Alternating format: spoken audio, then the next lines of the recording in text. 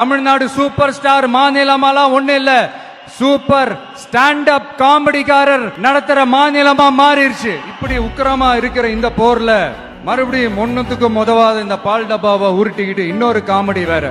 அது என்னடானா, அவரோட ஆட்சியில தான் தமிழ்நாடு சூப்பர் ஸ்டார் மாநிலமா இருக்குதான். கரெக்ட், தமிழ்நாடு சூப்பர் ஸ்டார் மாநிலம் தான். காமராஜர் அவர்கள் டைம்ல, அண்ணா அவர்கள் டைம்ல, எம்ஜிஆர் அவர்களோட ஆட்சியில, இன்னைக்கு ஒண்ணுத்துக்கும் உதவாத இந்த உல்டா மாடல் ஆட்சியில தமிழ்நாடு சூப்பர் ஸ்டார் மாநிலமாலாம் ஒண்ணு இல்ல, சூப்பர் ஸ்டாண்ட் அப் காமெடிக்காரர் நடத்துற மாநிலமா மாறிடுச்சு. இது வரைக்கும் நடந்த எலெக்ஷன் வேற, இப்ப நடக்க போற எலெக்ஷன் வேற.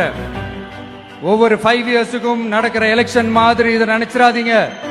50 வருஷத்துக்கு ஒரு வாட்டி நடக்க போற ஒரு எலெக்ஷன் மாதிரி இது. அதிசய எலெக்ஷன்.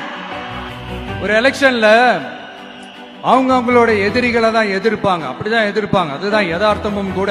ஆனா இந்த எலெக்ஷன்ல தான் ஒட்டுமொத்தமா எல்லாருமா சேர்ந்து ஒருத்தனை எதிர்க்கிறாங்க. ஒட்டுமொத்தமா எல்லாருமா சேர்ந்து இந்த விஜயை எதிர்க்கிறாங்க. ஏன்னா இந்த விஜய் ஊழலை எதிர்க்கிறான், லஞ்சத்தை எதிர்க்கிறான், மக்களோட மக்களா நிக்கிறான். அந்த மக்கள் அவன் கூட நிக்கிறாங்க. அந்த காண்டு தான் ஒட்டுமொத்தமா எல்லாருமா சேர்ந்து ஒருத்தனை எதிர்க்க காரணம். நீங்க எப்படி வேணா எதிர்த்துக்காங்க, ஆனா போட்டி 2 பேருக்கு நடுவில் உள்ளதான்.